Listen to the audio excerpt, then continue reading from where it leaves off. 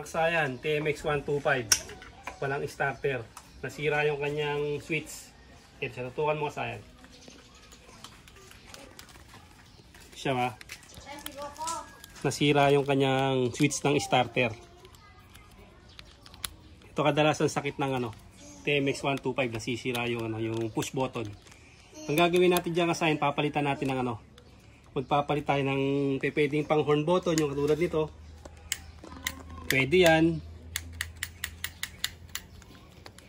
Basta yung bumabalik. Kahit anong pindutan na bumabalik. Pero ang gagamitin natin dyan ito. Dahil sira na yung kanyang mga switch, pwede pang magamit yung switch nya. Ito siya. Ito yung gagamitin na starter. Dito lang natin po pwesto. Yan. Tapos, titesting na natin yung yung ating starter. Kailangan bago natin gawin yan, ito muna, ito, starter motor. Che-checkin muna natin yan ha. Dahil sira yung pindutan, re-rekta muna natin. Para malaman natin kung meron siyang supply. Gamit tayo ng screwdriver. Screwdriver o kahit anong bakal. Ito siya ha. Dito, punta lang kayo dito sa inyong sa inyong starter relay. Para bago natin galawin, siguraduhin natin na okay yung kanyang okay yung kanyang motor. Siya. Yan. Pagdidikitin lang natin yan. Gamit ang ating screwdriver o kahit anong bakal na lang. Sakasay na. Nakita nyo, mandar na siya. Sapa.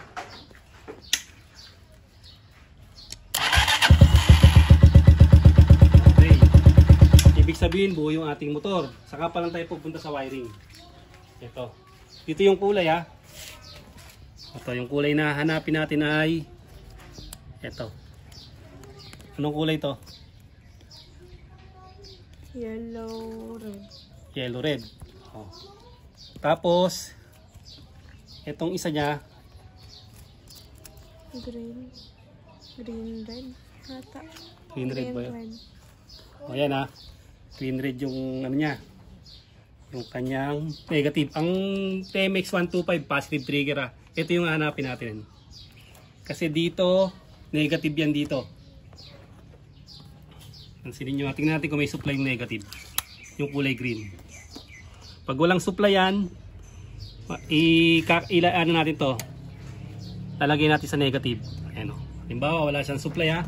Maglagay kayo ng negative tapos lagyan nyo to. Pagapang yung wire ha. Pag walang supply, yung wire, lalagay dito. Pag walang negative. Dahil walang negative, hindi tayo magpapagapang ng supply dyan. Ito naman yung didiretsuin natin. Itong yellow, red. Dito sa harap natin siya hanapin. Ito yung pindutan ha. Siyempre nandito siya sa isang bugkus na to. Hanapin natin dyan yung yellow, red. Yun. Ito. Ito ba yan? Yellow, red. Ito. Tapos ididikit natin sa black. O accessory wire ha. Ganito yung gagawin nyo ha pag nahanap yung yellow, red. Wala na ibang yellow, red. Yan lang.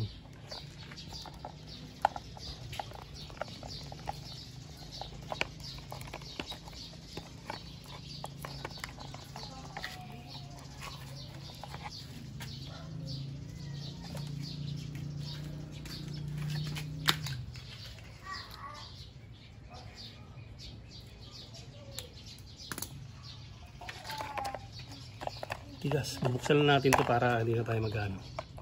Testing lang muna natin.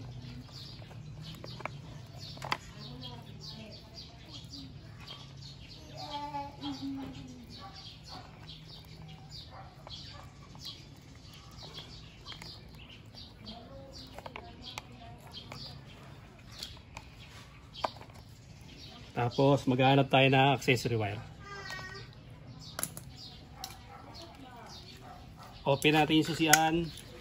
Lagay natin sa ground tong yung clip. Tapos yung Solid block. Yan, so may solid block dito, yun. Ito, accessory wire po. Tapos,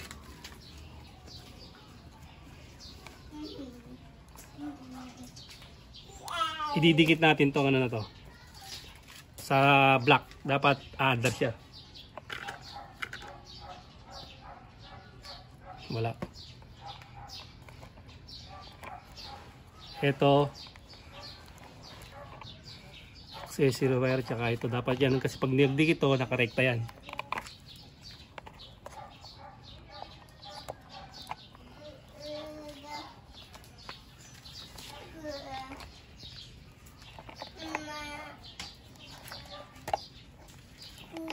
Saduhin natin baka hindi masyado naipit.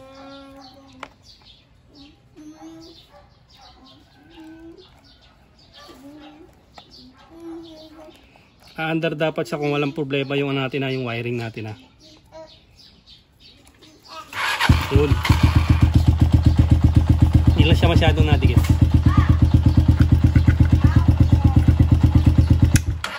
Ayan siya, pagbukas. Okay siya. Ngayon kasayan yung dalawang wire.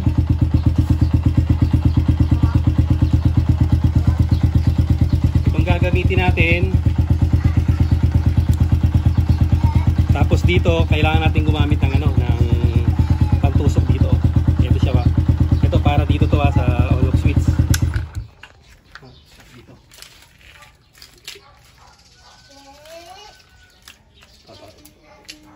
Gamit tayo ng 2 pin. Ito yung 2 pin natin na kahit magkabaliktaran yan.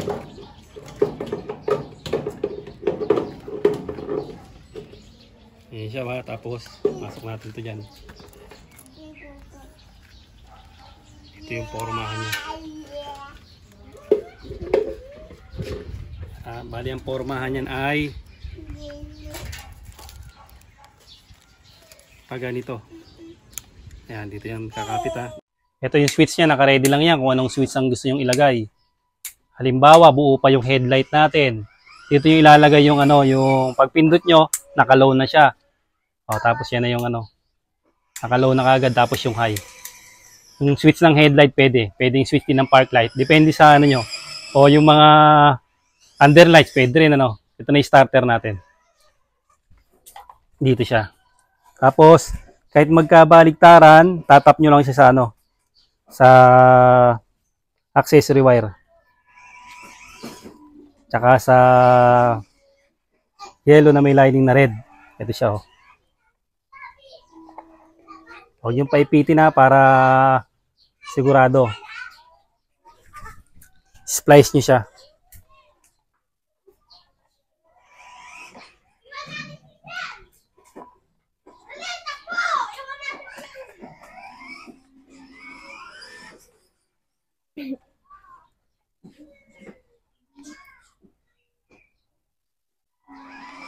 Tapos, meron pa tayo rito isang paraan para mahanap niyo yung ano. Kung halimbawa ito, yung standby, starter standby sira, halimbawa yan. Ganito yung gagawin nyo kung meron kayong multimeter. Isa pang mabilis na paraan. Saan yung multimeter natin? Dikit mo dyan sa may ano.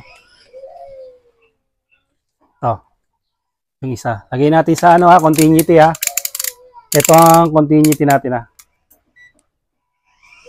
Yan siya ba. Tapos ito, dapat tutunog siya na ganito. Ibig sabihin buo yung linya pag tumunog yan. Didikit mo rito. Tapos usog mo rito. Tawakan mo to.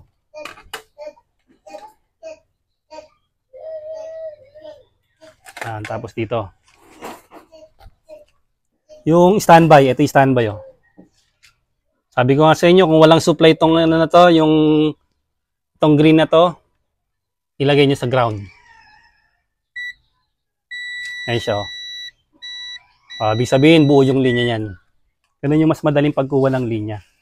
Tapos naka-ready na yung starter natin, napalitan nyo na. Pag pindot nyo, wala pa.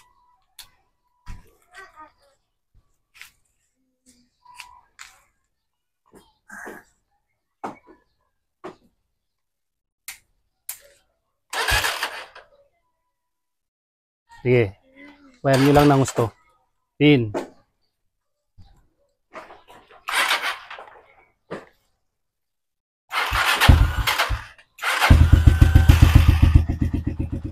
Hindi lang masyado nakakat yung ano natin. Kasi hindi pa yan pang-permanent. Yung sa kasaya na isang din lang. Huwag mo pag ganun, masisira. Huwag nyo nang hintayin magkaskas. Pag ano, kailangan. Pag gano'n niya, pag umandar na, bitaw na siya. Huwag na siyang gumamit para hindi masisira yung ating carbon. O, ganun lang kasayan yung pag ano ng ano ha. Paglalagay ng starter switch sa ating TMX125 kahit anong switch ang gamitin nyo. Starter man siya o pambusina po pwede. Pwedeng paipit lang dito. Ito kasi kagandahan, meron na kayong ready ano. May nakaabang na kayo na switch. Ito siya oh. Nakaabang na yung switch natin. Positive trigger to kasayan ha. Hanggang dito na lang mga kasayan. Salamat sa panonood.